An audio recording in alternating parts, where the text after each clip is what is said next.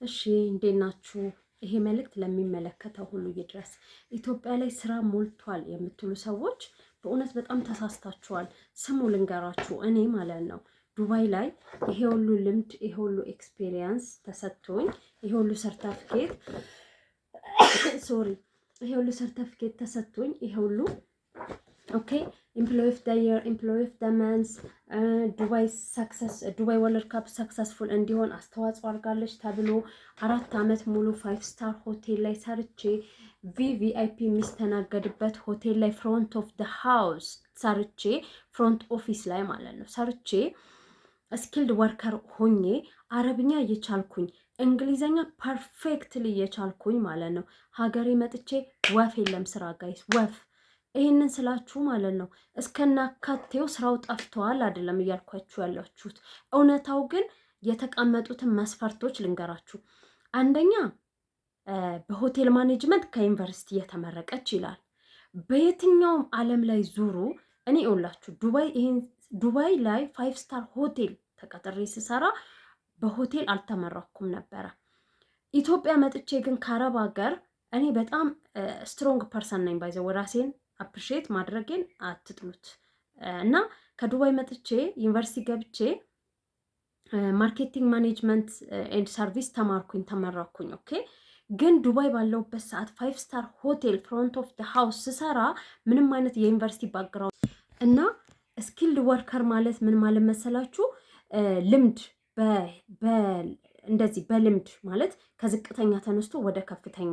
እኔ ዱባይ ስሄድ ካምፓኒ ክሊነር ሆኜ ነበር የሄድኩት። ካምፓኒ ክሊነር ሆኜ እየሰራው አፕላይ ሳደርግ ይሄ 5 ስታር ሆቴል ጠሩኝና ኢንተርቪው ያደረጉኝ፣ አመኑብኝ፣ ቀጠሩኝ። ኦኬ አምነውብኝ ቀጠሩኝ። ከዛ እዛ እየሰራው አሁን ከ5 ዓመት በኋላ ወደ ኢትዮጵያ ሙቭ አረኩኝ ማለት ነው።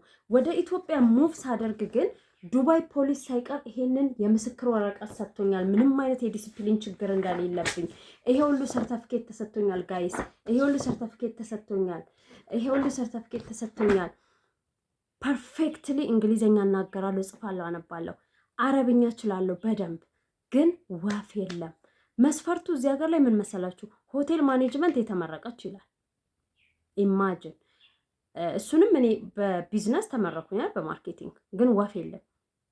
ከዛ በተጨማሪ ደግሞ ልንገራችሁ፣ ከዩኒቨርሲቲ የተመረቀች ብለው ጠርተዋችሁ የደሞዛችሁ ኢማጅን ለትራንስፖርት የማይበቃ።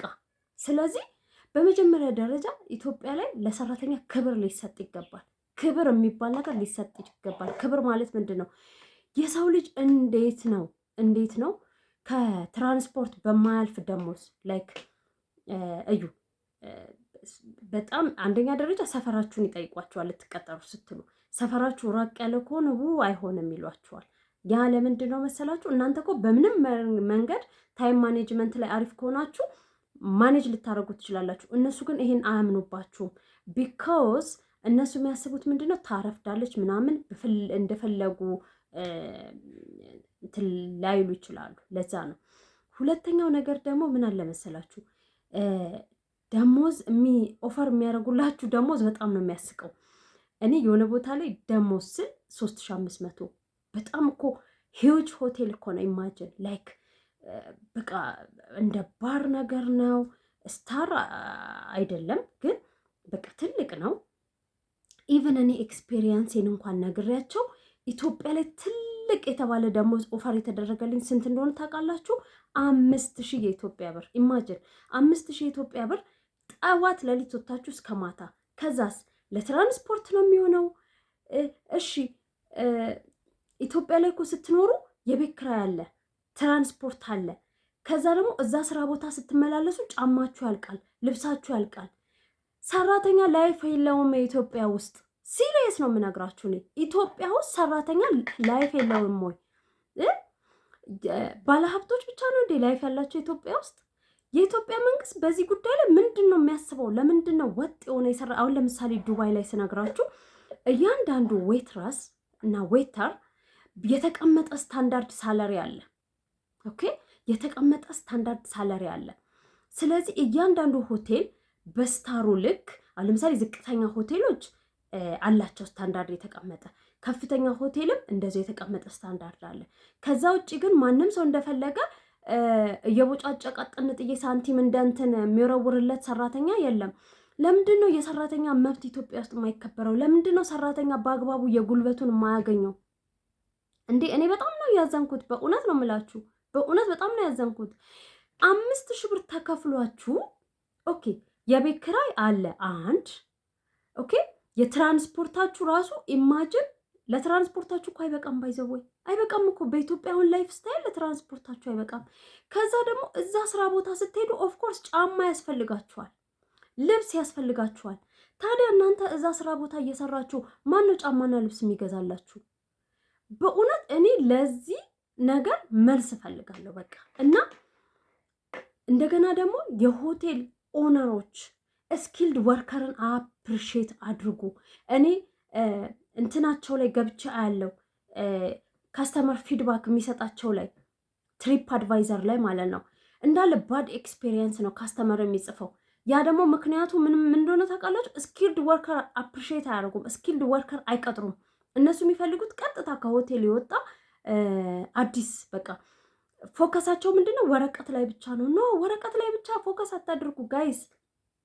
አስሎንጋስ የሆነ ሰው ማንበብ መጻፍ እስከቻለ ድረስ ከዛ ደግሞ እናንተ ካስተመር ሰርቪስ ትሬኒንግ መስጠት አለባችሁ። በዛ ሰው አፕዴት ራሱን ያደርጋል። እኔ ለምሳሌ ግሎሪ ቱ ጎድ ከእንትን ከመጣሁ በኋላ ከዱባይ ከመጣሁ በኋላ ዩኒቨርሲቲ ገብቼ ማርኬቲንግ ኤንድ ቢዝነስ ማኔጅመንት ተምሬያለሁ። እኔ ራሴን ብቁ አድርጌያለሁ፣ ራሴን አፕዴት አድርጌያለሁ። ግን ኢቨን ዩኒቨርሲቲ ያልገቡ ልጆች እንዴት ነው አስተናጋጅነት መስራት አይችሉም የምትሉት? ሆቴል ማኔጅመንት ካልተመረቀ በሆቴል ኤንድ ቱሪዝም ካልተመረቀ በስተቀር አንድ ሰው አስተናጋጅ መሆን አይችልም። አረ የእውነት ይሄ በጣም የሚያሳዝን ነገር ነው። ይችላል ማንኛውም ሰው። እኛ ዱባይ እየተቀጠርነው ምንም አይነት ሆቴል ባክግራውንድ ሳይኖረን ነው ጋይስ ፕሊዝ። እና አስቡበት በእውነት ይህንን ሼር አድርጉት። ኢትዮጵያ ላይ የሰራተኛ መብት ይከበር። እስፔሻሊ የግል ድርጅት ላይ ሆቴሎች ላይ ምን ላይ ተቀጥረው የሚሰሩ ሰዎች በ5,000 ብር እንዴት ነው ሰርቫይቭ የሚደረገው? በ5,000 ብር ኢትዮጵያ ውስጥ እንዴት ነው ሰርቫይቭ የሚደረገው ጋይስ? እንዴት ነው በ5,000 ብር ኢትዮጵያ ውስጥ ሰርቫይቭ የሚደረገው አሁን ባለው ኮንዲሽን? ይህንን አስረዱን እስቲ። መንግስትም ያስረዳን፣ ባለሀብቶቹም አስረዱን እስቲ።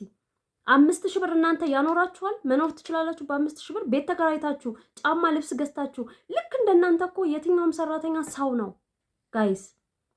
5,000 ብር እኔ ልምዴን አሳይቼ ልምዴን ተናግሬ አሁን ላይ ከዩኒቨርሲቲ ተመርቅ ያለው ብዬ ኤቭሪቲንግ አቅርቤ ኤክስፔሪየንስን አቅርቤ እንግሊዝኛ ፐርፌክትሊ እችላለሁ ብዬ አረብኛ እንደምችል ተናግሬ 5,000 ብር ሳለሪ ኤክስኪውዝ ሚ። ከዛስ ልበላበት ነው? ልጠጣበት ነው? ለትራንስፖርቴ ነው ወይስ ለጫማ ለልብስ ነው? ኢማጅን እኔ ካለሁበት ሰፈር ስራ ቦታው ለመድረስ የእውነቴን ነው የምላችሁ ያለምንም ማጋነን 4,500 በወር ትራንስፖርቱን ካልኩሌት ሳረገው። ታዲያ እኔ ለ500 ብር ነው የምሰራው? አረ ተው።